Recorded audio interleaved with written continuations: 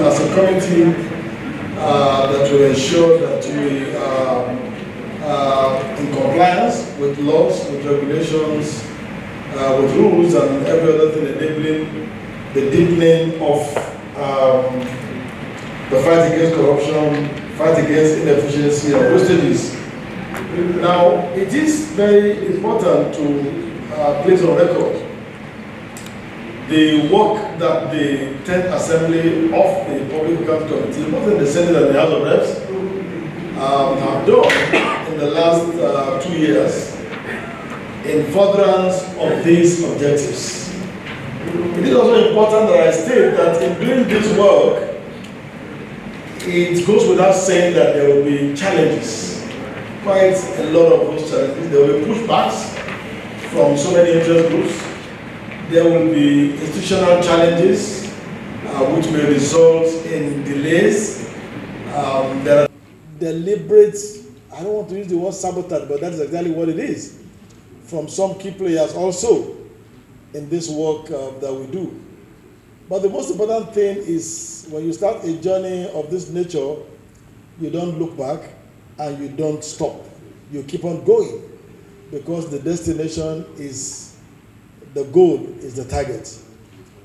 And for us in the Public Accounts Committee, we believe very strongly that in the civil society and development partners, we have very, very strong and dependable partners to help us in the delivery of this mandate that we have set for ourselves. That was why on the assumption of office, one of the tasks that we set for ourselves in the Public Accounts Committee is the passage of the audit bill, a piece of legislation that has suffered setback for about 2 decades now. We believe very strongly that, in line with what happens in other jurisdictions, we should also be able to have a legal framework that can help the Supreme Audit Institution in the pursuit of the fight against corruption and inefficiency and wastages. And one of the things that we have said in the course of time is that, like the adage goes, prevention is better than cure. We believe very strongly that if this office of the Auditor General is strengthened and empowered appropriately, we will spend less money on other institutions like the EFCC, ICPC, and what have you in trying to recover money, because the opportunity for committing this illegal act would have been greatly reduced. I know very strongly that by the time my leader, the Senate chair, also speaks, he will make mention of the effort that the Senate is making to make sure that this bill is passed, so that if we can have it on good time, it will add to the accomplishment of the National Assembly, the 10th National Assembly, as a very big leap forward. By the way, we have some guests who are around for the national conference from some other countries. We have the chairman of the African Organization of Public Accounts Committee from Kenya, who is arrived this afternoon, participating in the conference. We have the CEO of the African Organization of Accountant Generals, also present. We have a delegate from the JABA, the Anti-Corruption Network in West Africa, who has also arrived for this conference. So, when they saw the program of this dinner, they asked whether they could join. And I stylishly dodged. And the reason is this. Our committee in the House has held some study exchange programs in the last 2 years. We have been to the Public Accounts Committee of the Ghana Parliament. We had sessions with them for 2 days. We had a whole day session with the Public Accounts Committee of the People's Republic of Kenya in Nairobi. We had engagement with the Public Accounts Committee in Rwanda. And in each of these parliaments, it humbles us to see how far they have gone ahead of us in so many aspects. As we speak, most of them are considering the 2020-2023 audit report of their various countries, while we are still on the 2021 audit report from the Accountant General. Most of them have, in fact, Ghana has a very robust legal framework for the Supreme Audit Institution. Same thing with Rwanda. And, you know, if we are and we are indeed the leaders of this continent, the most populous, dare say the most important country in Africa, we should not just bear that title for the sake of it. We must be leaders in all ramifications. We should set the standard, we should set the pace. We should be the ones that they will make reference to as the best practice in Africa that they are copying. And herein lies the challenge. And it's my expectation that the conference that we are kickstarting today will be a very good opportunity for us, you know, to identify those things that are not making us very competitive, not making us to play this leadership role in the finance, accountability, audit, and what have you space. So it is on this note, Your Excellencies and ladies and gentlemen, that I want to welcome us to this pre-conference dinner hosted by PACE. And I must say that they have also been a very worthy partner. Apart from this dinner, they have also contributed meaningfully to the hosting of the National Conference on Public Account and Fiscal Governance starting from tomorrow. So thank you so much and welcome to this evening. I'm sure apart from the conversation we're going to have, I can see the fruit platter, I can see some other things said there. I don't know what is in there, but something tells me it's a sumptuous meal that we're going to be having this evening. Thank you so much. But be it as it may, what are those constraints that have been hindering a blessed country like Nigeria? Because we have all it takes.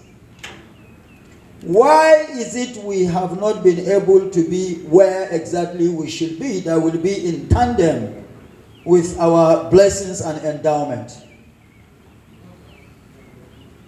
Those are the questions.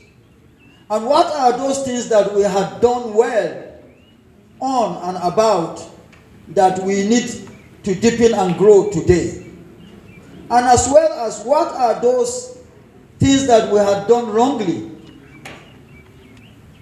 that need to be corrected today going forward?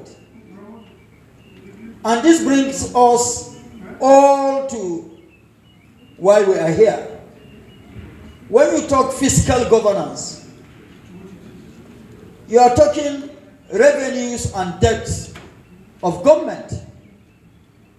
Revenues that come as a result of taxation or taxes.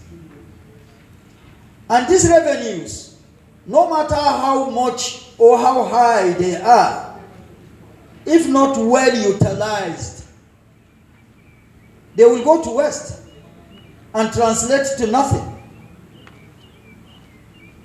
That is on fiscal governance. Then accountability and transparency, or transparency and accountability. Transparency means opening up. Open it up for the citizens to really be well informed as to what obtains, so that they will appreciate better what those in governance are doing. And accountability means each and every one that occupies public office should stand up to what he or she is responsible for.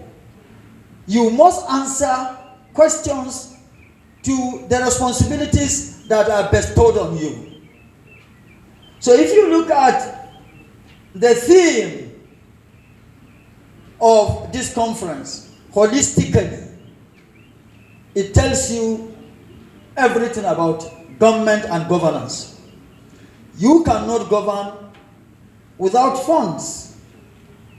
Neither can you have funds without fiscal responsibility being ensured. And so, now, with the renewed hope agenda of President Bola Ashwaji Tinubu, of course we have passed the tax reform bill now to enact. which will eventually mean more revenue for the government, less financial burden on some level or some category of the citizens, and which will translate to more savings by the citizens. And the more citizens are able to save, the more they are able to invest, which will now turn around the fortunes of our economy. So if we had not been that much effective and assertive on ensuring fiscal responsibility in governance, transparency and accountability, we have much more reasons today to be much more assertive on ensuring that there is fiscal responsibility, responsiveness and responsibility in fiscal governance, transparency and accountability. Well, like earlier on said, it's not a night to bore you with lectures, but I think with what the able, dynamic, and pragmatic chairman of the House of Representatives Committee on Public Accounts has said, I just have to just drop my own so that I just don't leave empty. Otherwise, I wouldn't have had cause to say anything much more than he had said. Tonight, you're welcome to this dinner that opens up. And before I round up, this message needs to be conveyed. Auditor General's queries are not indictment. They are not indictment. They are statements of facts based on what the Auditor General had gotten from the various agencies. So when you are invited by these committees of both the Senate and the House of Representatives to come and answer to Auditor General's queries, don't be scared of anything. It is not an indictment. It is a statement for you to come and prove otherwise of what the statement is. We have not really been getting it easy from agencies, and that is part of the reason why we have not been at par with our sister countries. Like he mentioned, Kenya. We are truly the most populous country in Africa. We are the leading country in the black world. And we must stand up to that in all ramifications. We have no reason whatsoever to be that backward in the discussions and conclusions of audit reports, as he said. But this is one of the reasons. They don't turn up as at when due, partly because they are scared, and we tell them every day, why should you be scared of your own? We are your representatives. We are there based on your mandate, and we are there to protect your interest. And every member of the National Assembly is representing one constituency or the other. So each and every chief executive of agency or agencies are constituents of ours. So why are you scared to come to us?